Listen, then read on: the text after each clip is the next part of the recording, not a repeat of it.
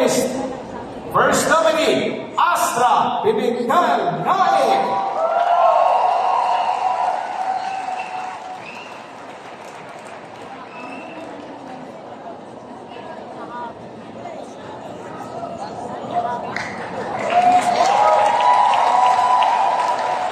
Magandang gabi, Inaros Gym!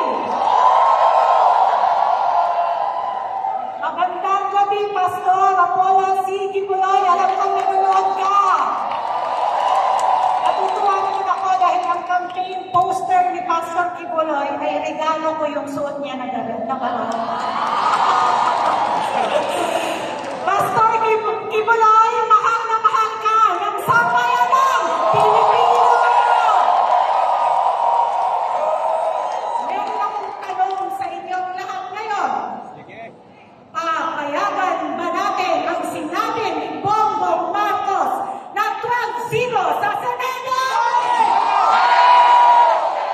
Tama eh. Papayagan ba natin ang sinabi ni Bongbong Marcos na 12-0 sa Senado? Baliktarin natin ang kanyang salita at simula sa araw na ito, isisigaw ang panalo ng Duterte team! Mamupunahan ang ating pinakamamahal na Pastor Apollo C. Kibuloy.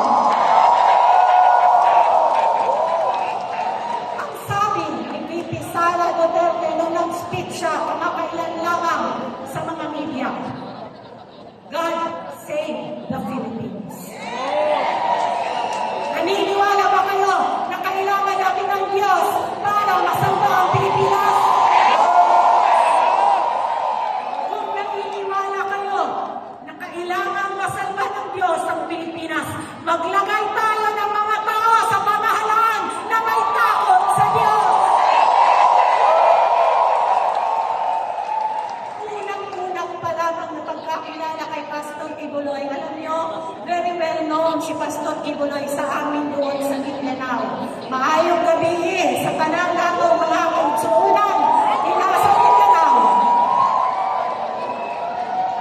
Bakit siya kilalang kilala? Dahil napakalaki ng ginawa niyang pag-uunlad sa kanyang simbahan at sa kanyang pamayanan. Ang kanyang kontribusyon sa Pilipinas at sa Davao ay hindi maipagkakailangan kahit sino man. At ito ang ihemplo na kanyang dadalhin kapag siya ay naupo na sa Senado. Sinisinaan nila si Pastor Kibuloy dahil lamang nagbigay ng plataforma kay Pangulong Duterte para sabihin ang tunay na kalagayan ng Pilipinas. Siniraan nila at yung mga patay ng kaso ay binuhay muli. Pwede ba yun? Papayagan ba natin na manatili sa bilangguan si ang Pastor Apollo Kibuloy? Para sa sambayan ng Pilipino na nakikinig sa gabing ito, papayagan niyo ba na ang isang inosenteng tao ay ibibigay nila ang kanyang buhay sa kulungan? Nakakaiyak ang nangyari sa KOJC. Pero ang buong miyembro at samahan ng KOJC ay nanatiling matatag. Hindi umiyak bagkus lumalaban ngayon. At ang laban na ito ay dadalhin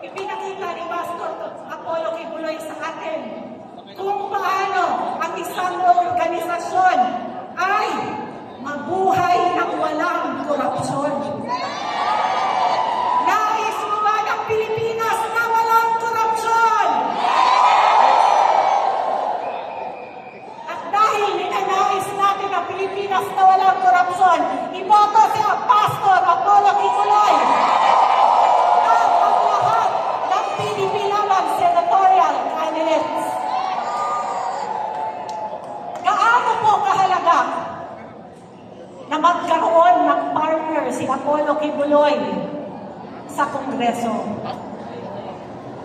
At the moment, there are 63 seats of party list representatives in Congress. Sabi ni Ronald Cantera kanina, nag-iisa siyang sumisigaw doon. Gusto ba natin manatiling nag-iisa siya doon? May mga tangkulin doon sa gilid, sa likod, kung sino ang mga sinusuportahan ng Pangulong Duterte at ni Pastor Kibuloy ng mga party list representatives para sa darating na eleksyon. Isa na po rito ang Bombero ng Pilipinas or ABP Party List 134 sa balota kung saan ang inyong tingnan ay tinatawag bilang first nominee. Nakita nyo kung paano nila binaboy ang boto ng sambayanang Pilipino.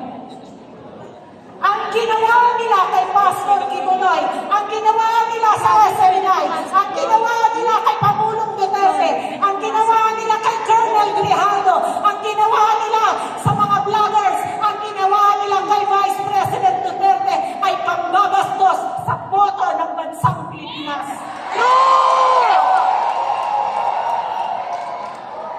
Nandito ang mga kinatawan ng kailangan nating tulungan upang mabago ang Kongreso. Ako po ay personal na sumusuporta sa adhikain ni Pastor Apollo Kibuloy. Yung sinasabi niya na maghahain siya ng bill upang i-abolish ang Resolution number 10 kung saan nagbibigay sa mga kongresista at mga senador na pwede silang mag-liquidate ng kanilang expenses by certification.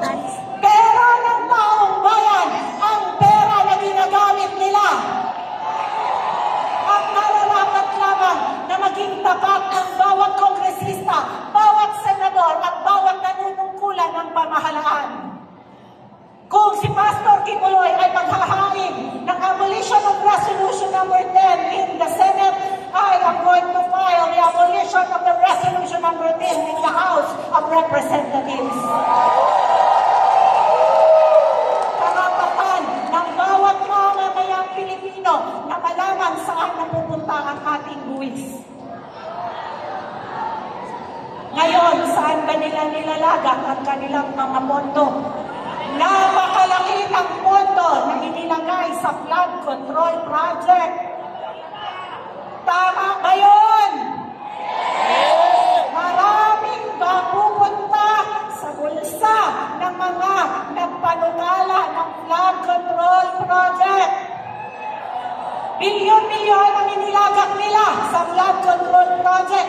Pero hindi sila naglagak ng pondo para magkaroon ng mas maraming ambulansya, mas magkaroon tayo ng fire truck. Alam niyo ba na marami pang mga munisipyo sa Pilipinas na ni isang fire truck ay wala? Tapos, winaldas lamang ang pera sa walang katutuan. Flood control project. Mga kababayan, ang araw na ito ay simula ng mas matinding pagbabago sa Pilipinas.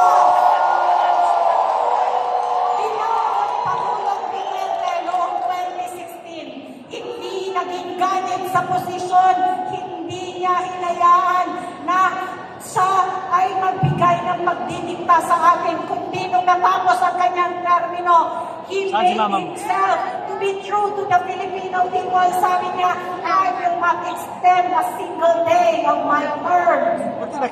Sa totoo lang, with 92% approval rating, he could have railroaded so that his term will be extended.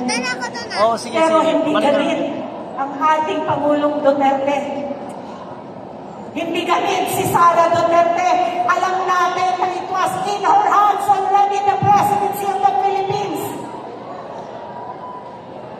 Pero dahil sa delikadesa na meron sila, hindi nila inangkit kung ano man ang andyan na pwede nilang kunin. At ito ang kailangan nating uri ng pamumuno.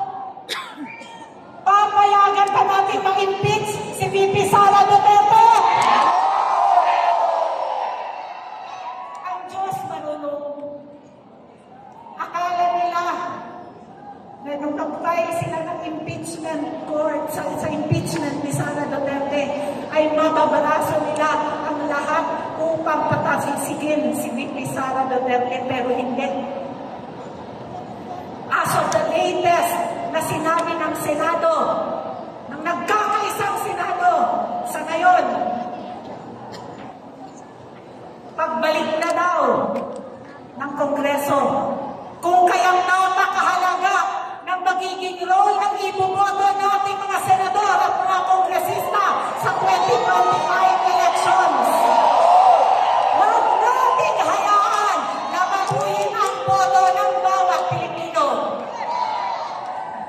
Willing ba ang lahat ng nandito para maging watcher? Gaano kahalaga ang pagkakaroon ng tapat na mga watchers? Dahil ang 12-0 ay mangyayari lamang kung sila ay mandadaya. Kaya ngayon, sa araw na ito, nais namin na mag-enlist ang bawat Pilipino na maging volunteer watcher, hindi manghihingi ng pera, kundi magbabantay ng boto ng bawat Pilipino.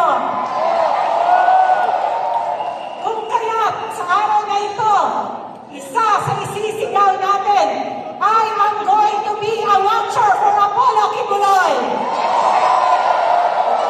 I am going to be a watcher for the Filipino vote.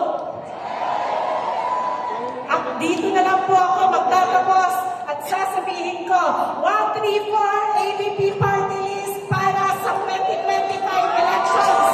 Number 53 sa Maynila sa pagkasenador, Pastor Apollo Kibuloy. Maraming salamat po at mabuhay ang bansang Pilipinas. Maraming salamat, Astra Pimentel Naik, ang Bumbero Party List! Isang malakas na hiya! Isa pa! Before we proceed sa next natin na speaker, taas na natin ang number 53 dito na side. Gagawin tayo ng wave. Ha? Isang wave papunta doon sa kanan, papunta sa gitna, papunta dito, at dito sa harap mga palinta tayo na iwagayway natin number